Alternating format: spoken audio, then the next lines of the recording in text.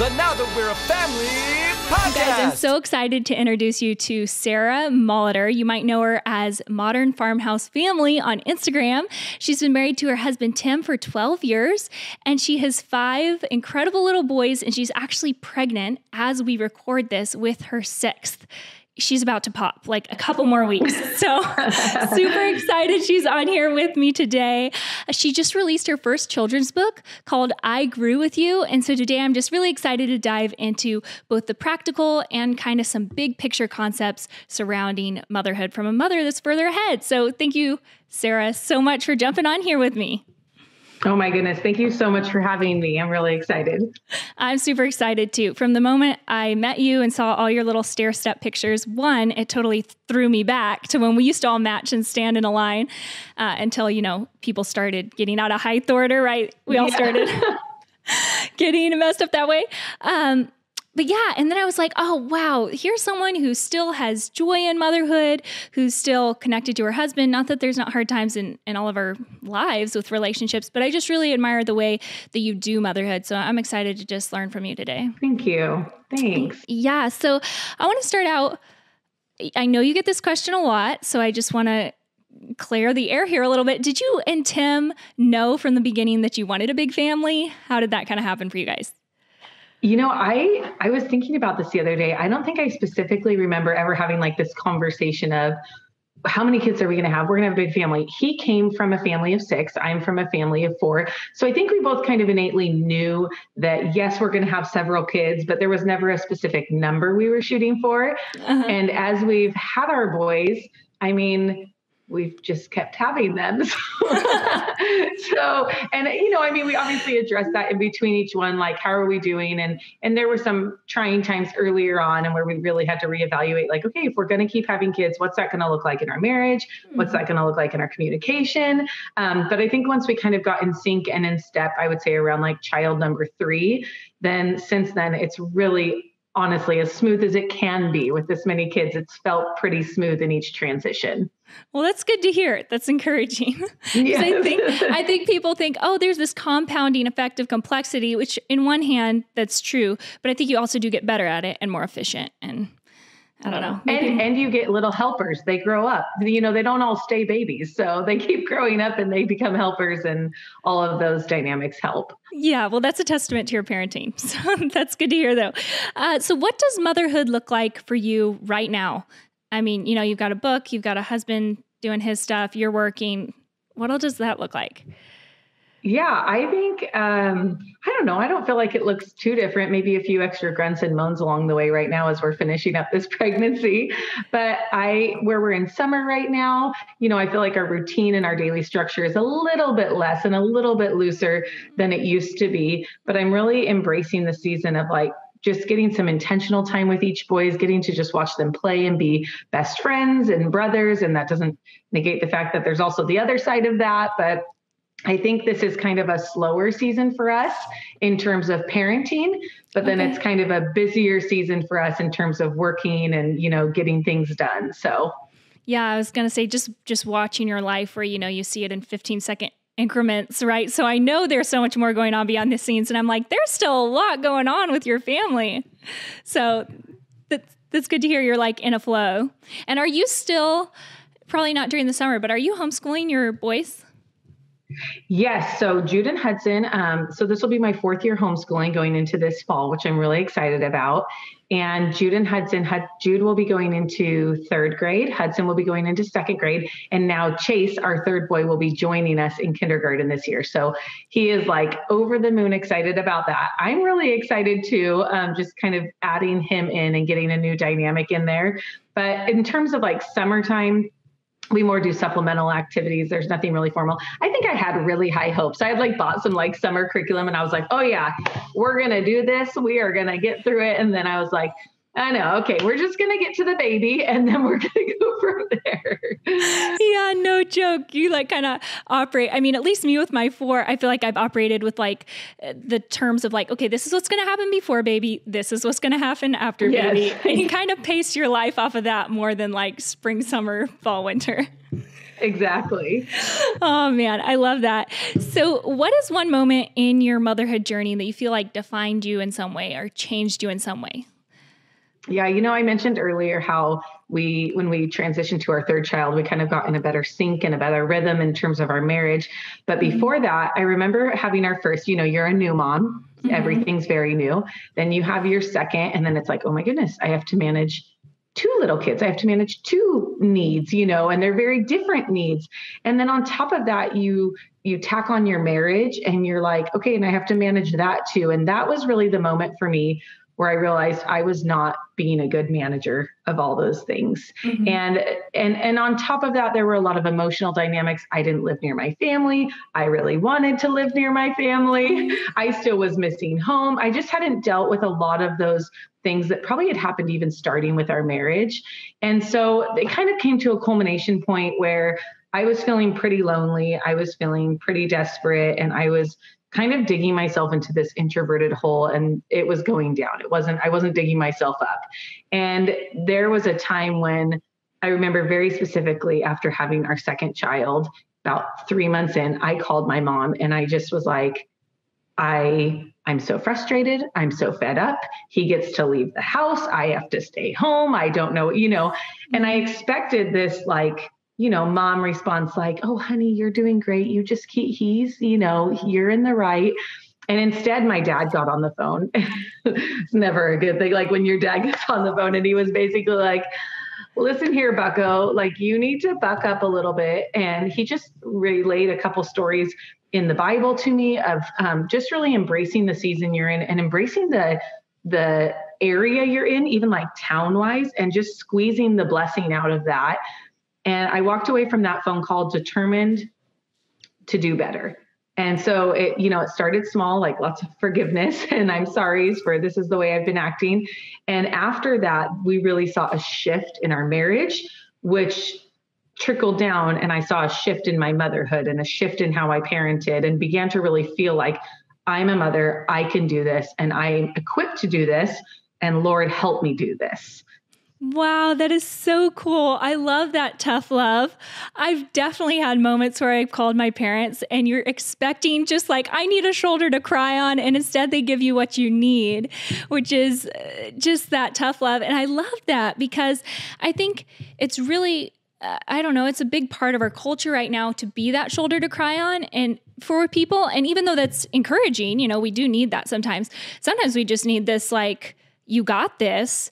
Stop pity partying, And I also love just how you brought out that element of structure that we see in scripture, which is God first, then our marriage, then our kids. Sometimes it can seem backwards if we're like having a hard time with our motherhood to focus on our marriage. It seems like, oh my goodness, that should be on the back burner. But then what it does trickle down when we follow that order. Absolutely.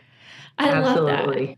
And what's something that you feel like, probably a lot of things, but what's something that you feel like you and Tim connect on, or a way that you kind of prioritize your marriage in seasons of just childbirth and all these different things? Yeah, I think the biggest thing for us, and it sounds so cliche, but it's communication. But one thing specifically that we kind of started once we got into that rhythm and routine was, and I think maybe even my sister suggested it. I don't even think she had kids at the time, but she suggested it. And we took it on, was like every Sunday night. What was frustrating for me was like, you have all these plans and you're not telling me, or you have this week and I don't know what's going on. And so as I'm sitting home caring for kids, I'm feeling out of the loop. I'm not feeling like I'm a part of anything. And so we began to sit down on Sunday nights and just say like, hey, like, what does your week look like ahead of you? Like, is there anything going on? Do you have anything big happening? Did you have anything you wanted me to put on the calendar, like that you committed to?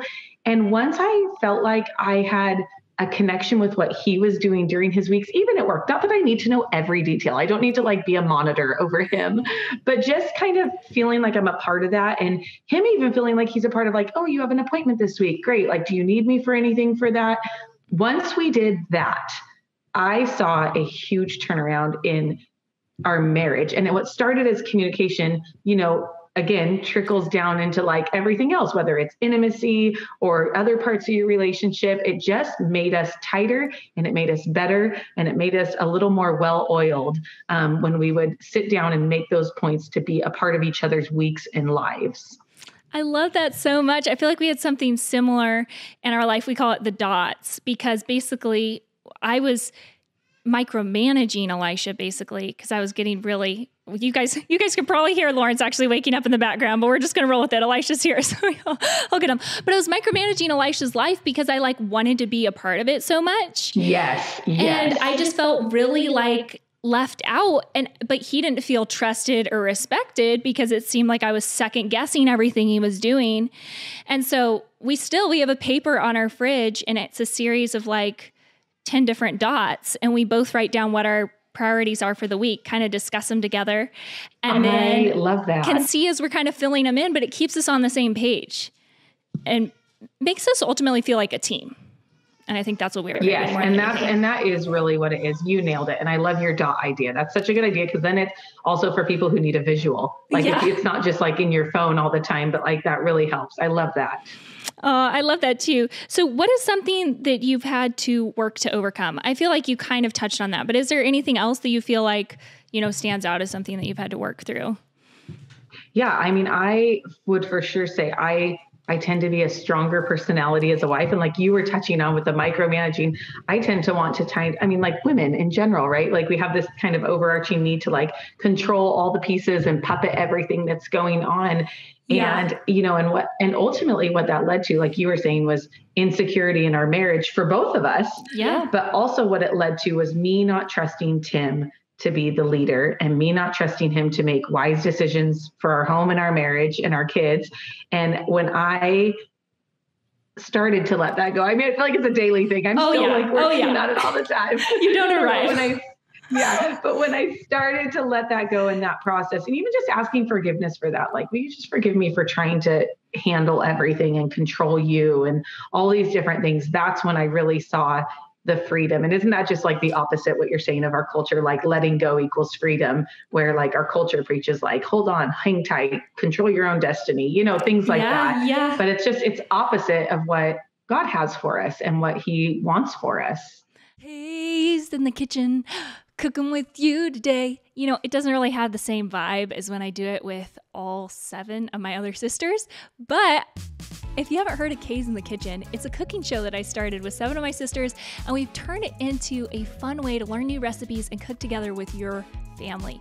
Just the dinner table, sitting around the dinner table was so big for my family, and just building relationship. And a big part of that was food.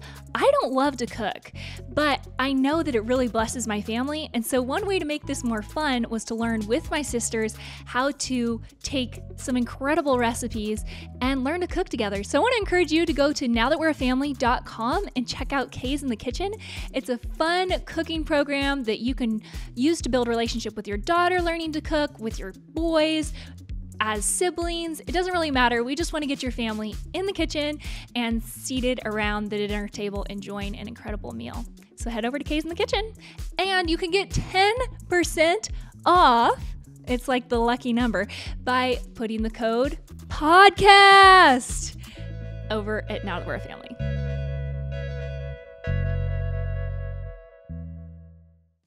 I love that you touched on that, because our listeners will totally relate. They've heard my story, and I feel like we have a lot in common with those strong personalities.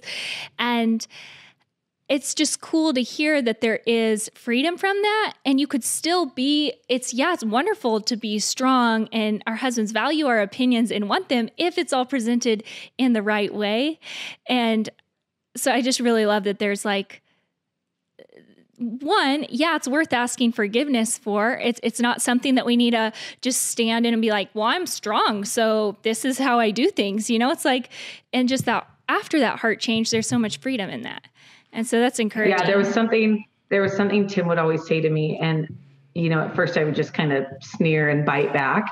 But then I saw like, gosh, that's really like a point of contention. And he would say, well, you're going to win because you just won't let up. Like you won't stop until you win. And I like, oh my goodness, talk about like heart sinking. Like I don't want to it's not about winning in marriage. And I especially don't want to win for the sake of winning just because my ego and my stubbornness won't let up. Like I want it to be a win for both of us because our hearts are both tuned towards that, So I'm just so encouraged just listening to you. Thank you. I'm encouraging myself every day. That's so good. So jumping towards the kids here, what is something that you do to build relationship between your boys? Because I think this is something like I grew up being good friends with my siblings. Obviously, like fights happened. Yeah. Like we're a family of girls. We fought over clothes all the time. And so, but like, what is something like with the boys that you do? Maybe it's even like not necessarily that intentional. It just kind of happened. But one way that they build relationship. A couple things I can think of offhand. Like one, I'm a big advocate for sharing rooms. I think it builds this like sibling bond. And I mean, like you said, for us, kids are kids. Like they're going to argue. There's going to be moments. But what I've noticed over the years as we've transitioned like a new kiddo into when a baby comes, transition this kiddo in with this kiddo, and this one's going to switch with this one, is that all of a sudden, if one's gone, they're like, oh, I really miss him. Like I really rely on him. And I start to see even in the middle of the points where they're not getting along, that there's just a reliance on each other as friends and not just as brothers, that they love that friendship they have. So maybe inadvertently, but I almost think that even if I had all the space in the world, I think I would still have my boys share a room just because it's building that bond and that friendship. Even in those evening moments when they're quiet and they're just listening to a CD together, it just, they're together and they can chat with each other. And I just think even from a young age, there's just a lot of good in that. Yeah. And maybe something more intentional that I do, maybe because that's a little less intentional, is sometimes when I have to run an errand, like usually I'm taking all of the kids, but if there's a time when Tim's home and I'm running an errand, I'll just say, okay, I'm taking 2 of you. Who's going with me? And the first 2 to raise their hand get to go with mommy to run this one little errand. And the cool thing is sometimes it's, my 7-year-old and my 2-year-old. Sometimes they're the first to raise their hand, and I wouldn't normally pair them up. But all of a sudden you get them in the car and you hear them chatting different ways than they do with their older brother or their usual buddy. And it's so fun to see. And then what I'll do is I'll come home and I'll say, okay, the next time it's the other 2, and we'll switch off. And I love kind of rotating into different dynamics of siblings, because then you see a whole different side of each of them, which is really fun. That is so sweet. And that's one thing that I do love about big families and just in general, maybe like a homeschool environment. You could do this in any kind of family or environment, but getting the older, not segregating by age. So getting, smaller kids to hang out with older kids, whether that's having a family over for dinner or, a play date at the park with kids that aren't the same age. I just love that because I think it pulls out this different dynamic and helps kids relate more with adults and with younger children and get outside themselves a little more and be like, how can I make this a win for that other person? So I love that so much. Yeah, I want my older boys to know, in terms of like saying like a baby's coming, I want my older boys just as much to care and be compassionate on the baby as I'm training the younger ones to be gentle and touch nicely and all those things, and I think ultimately, especially raising little boys, like you want to raise them to be kind, compassionate men, not just this, looking thing. Nice sound effects.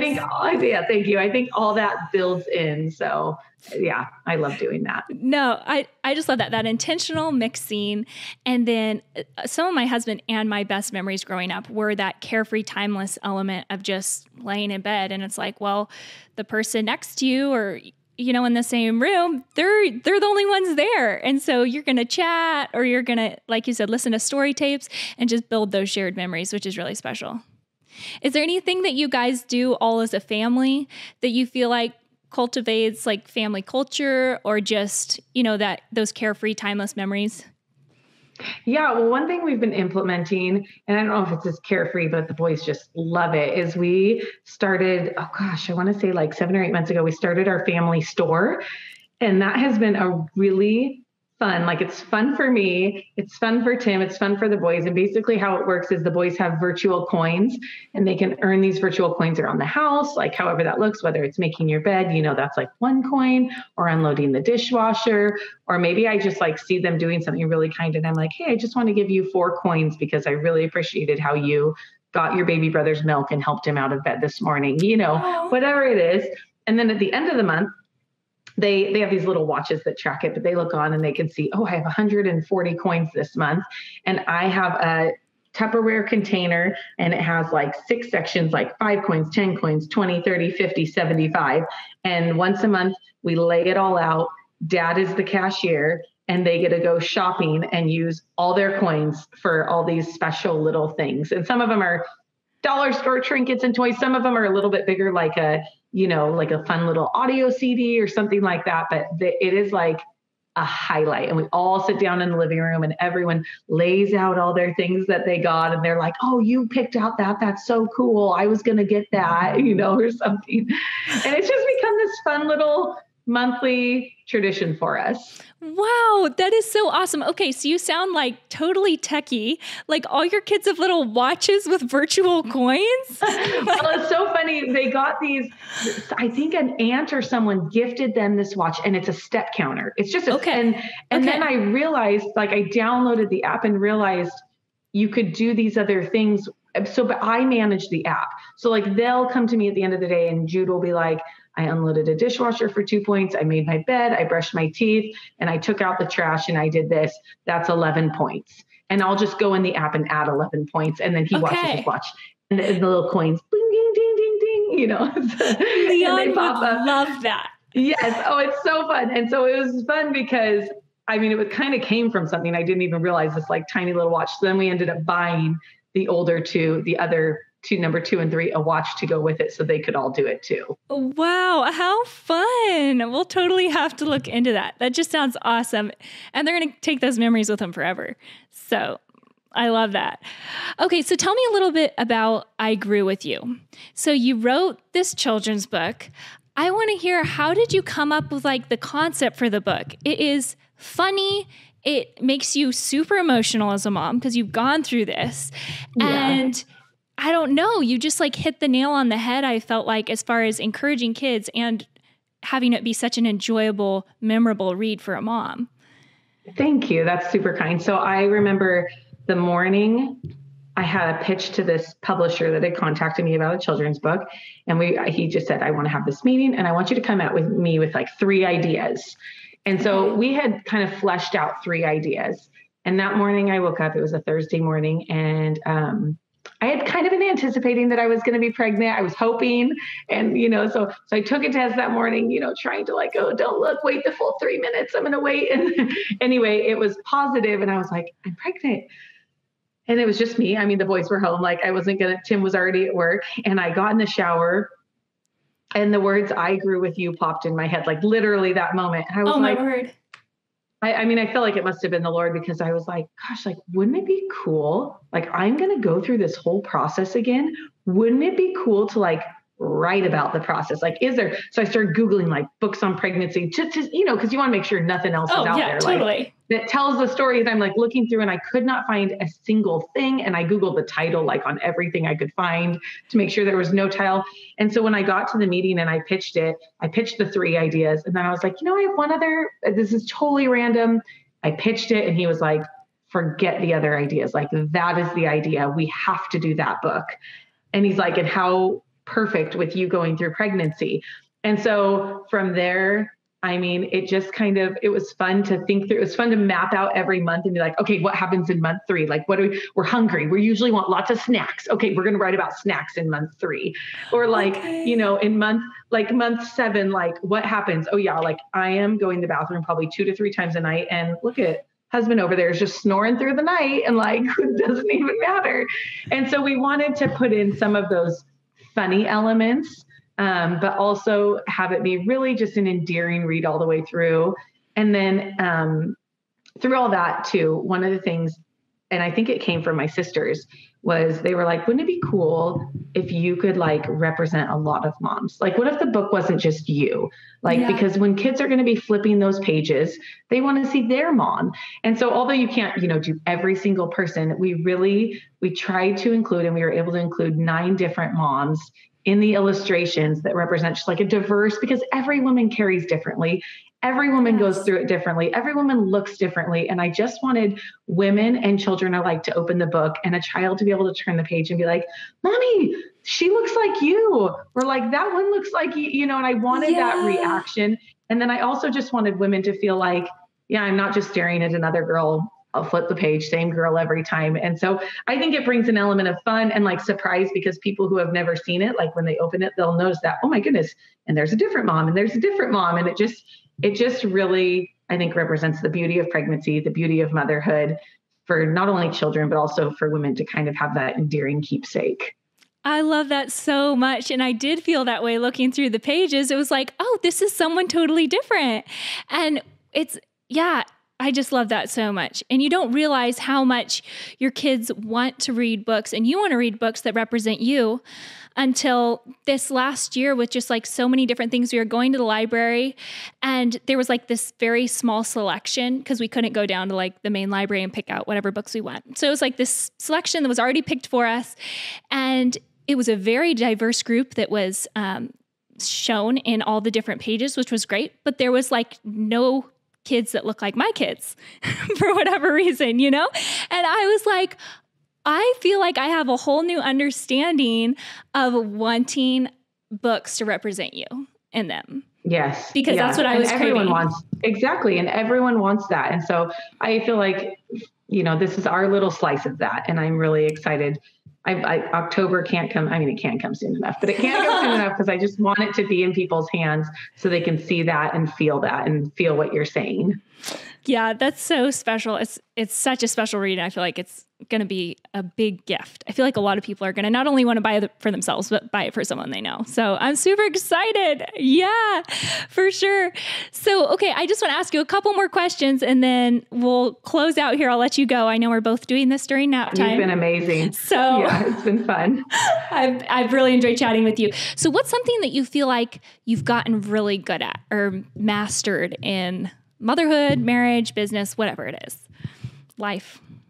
Oh goodness. Yeah. Life. Like, I don't know if I've ever mastered anything, but I feel like one thing that I've gotten good at is just, it sounds funny, probably like just having fun with my kids. Like that's huge. It's like being able to sit down and read a book in silly voices, being able for them to be like, Mom, watch this trick. Can you do that? And being like, you know what? I'm going to do that trick. I'm going to show you that your mom can still do that. Or can you come in the pool and slide down that slide and launch me off your shoulders? I think it comes in waves for different mothers, but I feel like in these last couple years, just that season of embracing fun with my boys, it now trumps feeling like, oh, I need to be doing this, or I need to look this way, or I need to not get my hair wet, or I need to do this. Like, just embracing fun has started to trump all of that. And in that, I've just found so much more joyfulness in motherhood and so much more joyfulness for like who my boys are, what they love, whether that's playing a board game or doing a skateboard trick, like whatever it is, that I get to see those sides of them and I actually get to be a part of it too. That is so cool. I just love how, one, you have the appreciation for your boys to be like, you know what, if they enjoy something, then there's something worth enjoying in that. And I think that so often with like the talk that we hear around middle schoolers, high schoolers, as your boys are just growing up, it's just, there's nothing to be enjoyed about this stage. There's nothing enjoyable about what they do. And so just to have that mindset from the beginning of like, oh, well, I can have fun with them because they are fun. It's a novel idea in the world we're living in. Do that, and they start it from the beginning, because they'll say, "Oh, has your kid hit the terrible twos yet?" And I'm like, and so we started playing around, and one of my sister-in-laws started saying, like, "What if it was the terrific twos? Like, what if it was this?" And she started going on, and she said, like, "You can look forward to each and every year." And I was thinking, yeah, I want to embrace that. I don't want to, like, why would I want to be a Debbie Downer about it? Like, let me embrace the fact that my child's 2 and there's a whole world of fun that they're going to learn now. And again, doesn't negate the moments that you have, but it just adds value to who they are, and it makes it better. And it makes it so much more purposeful and fulfilling, I feel like, when there are those hard times, because you're like, you know what, I'm working towards something that's very rewarding, not like this is a throwaway, like I'm wasting my life. Absolutely. That's how I would feel. I love that. Yep. I love that. So I just want to end on one question, and that is, what's something that you're still working on? I think it's encouraging for moms to hear. I feel like, I've said it before, you never arrive in motherhood, because I feel like, I've learned this, but like, I keep learning it. I keep growing in this, and so I think you've had a lot of success in motherhood, and what's something that, you're still in the process of?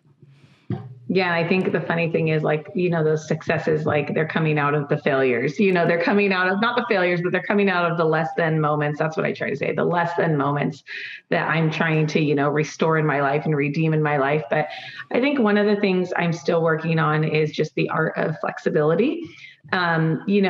It's easy to think, well, I know how a baby functions, so everything's going to be the same with this baby. It's all going to go, and then life throws you a loop and you're like, oh goodness, that wasn't like my last baby. Like, I didn't realize that. And the same goes as your kids go through this childhood moment. And I'm really especially learning it through homeschooling, because I'm realizing my first child is vastly different than my second child and how they learn. And so and at first I wanted to know, you're going to do the same thing. We're going to do the same handwriting drills. You're going to get this down. And just this past year, it was a learning curve for me to realize, like, you know what? I can reevaluate what I'm doing based on either the child or based on how they're learning or based on their needs. And it starts with me. It doesn't start with them. Like, they're unique in their own way already. But how am I going to adjust as a mother? How am I going to change up my schedule? How am I going to change up my attitude towards them to be able to meet their needs? And so I think that's an ongoing thing. And I think even as I add in, like I was saying, Chase into our bunch, and as each one kind of comes up in different areas, I feel like I'm going to learn that even more and keep learning it over and over and over again until I never arrive. Like you said, until I keep arriving. Yeah. The joys in the journey. Right. And I love how you have that. I think something that you have as a more veteran mother is you can look back and be like, okay, I felt like this before, or I've had these less than moments before. There is something good that comes out of them when I persevere. And you had that track record to look back on, which is really encouraging. I feel like I'm building my own. I mean, I don't feel like I don't feel like a veteran yet, but maybe just a little, up to age 9. That's where my veteran status ends. Okay. Well, yeah, you're a veteran in me. And then, I know there's always someone further ahead that we can learn from. And I love that. Okay. So where can people find I Grew With You? And then where can people find more of you to learn from you, follow your family? So in terms of I Grew With You, you can head to our publisher site, which is Good and True Media. That's pretty easy to remember, goodandtruemedia.com, or it's on Amazon, which is kind of surreal to be able to type in like Sarah Molitor, I Grew With You on Amazon and have that pop up. So I know a lot of Amazon shoppers out there. I'm one of them. So that makes it really easy if you want to find it there. And in terms of our family life, we really locate that on Instagram, sharing the day-to-day. Oh, yeah. Following you too. And that's at Modern Farmhouse Family. And then a few months back, we launched a website called modernfarmhousefamily.com. And what I love about that is that when people say, oh, could you save that? Oh, could you put that in a permanent place? Yeah. And I'm like, okay, well, it expires in 24 hours. But now we have this permanent place where we share, some things we do share on Instagram and some things we don't that are just extras. So both of those places, and it is my joy to connect with people. I love it. I love messaging people. So I love when people reach out and they're like, hi. You are the best at messaging. I don't know how you do it. You get back to me all the time. I'm just like, how on earth is she doing this? So I have you props. In a special folder. You're in a special folder where I'm like, oh, that's what? Yes, she's in this folder. Well, now I'm super happy. Yeah. And also I need to learn how to do that because I don't have any special folder. I need to figure that out. Awesome. So I will put the links in the show notes to directly where people can go to follow you and to find I Grew With You. Thank you so much for jumping on with me today, Sarah. Oh, thank you. You are an incredible host. And I mean, just so people know, you're as wonderful in person as you are behind the screen on your videos and your stories. So thank you for having me. Oh, thank you so much for being on here today.